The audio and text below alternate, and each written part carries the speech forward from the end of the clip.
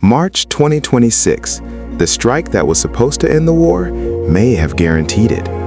Operation Epic Fury, a joint U.S.-Israeli air campaign, eliminates Iran's supreme leader, Ali Khamenei. The headlines call it decisive, strategic, historic.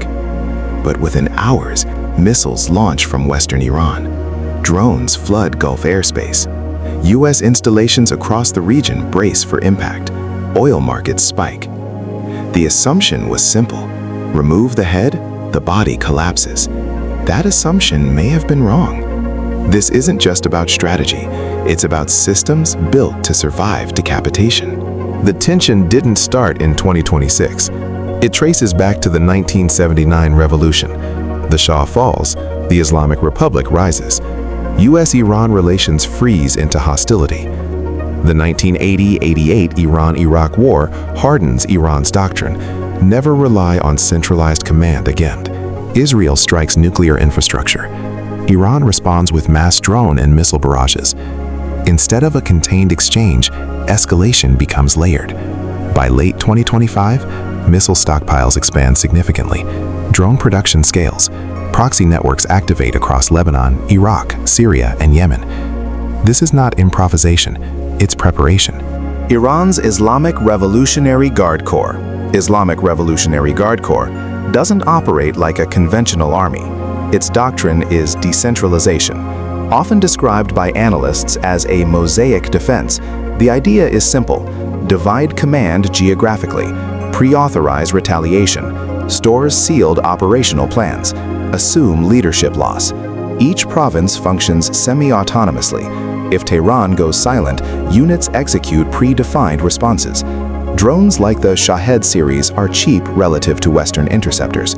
Swarm tactics overload missile defenses. Proxies act without waiting for central approval. This is resilience by design. Remove the leader, the machine keeps running. February 28th. More than 100 aircraft, hundreds of cruise missiles, dozens of strategic targets. The objective? Eliminate command leadership and cripple Iran's retaliatory capacity. Khamenei is killed in the first wave. Senior IRGC officials follow. But what follows is not collapse. Within hours, missile strikes hit Israeli territory. Gulf infrastructure becomes vulnerable. Maritime routes through the Strait of Hormuz destabilize. Energy markets react immediately. Shipping insurers reassess risk. Regional states enter emergency posture. This is where strategic planners confront the reality of decentralized warfare. During the Cold War, the Soviet Union developed Perimeter, sometimes called the Dead Hand, an automated nuclear retaliation system if leadership was destroyed.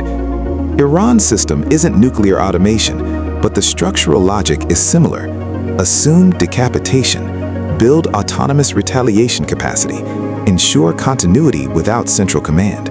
That's what makes this moment dangerous.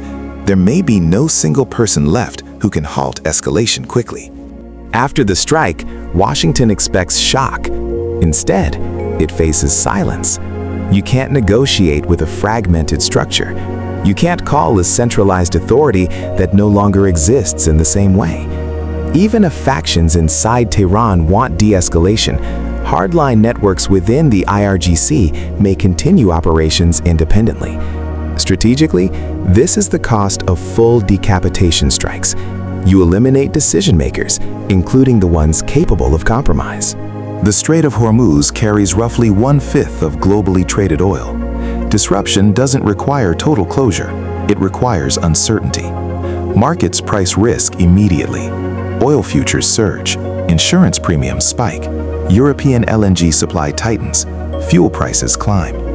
This is the leverage Tehran understands well. You don't need battlefield victory, you need endurance and pressure. Here's the uncomfortable truth.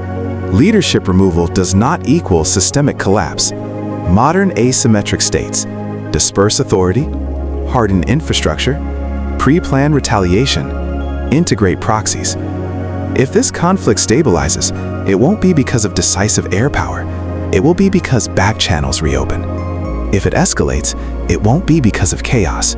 It will be because the system was designed to survive chaos. The central question isn't whether the strike succeeded tactically. It's whether eliminating one man strengthened or weakened long-term stability. History shows decapitation works against hierarchical regimes. It is far less effective against networked systems. And Iran, for decades, has been building a network, not a pyramid.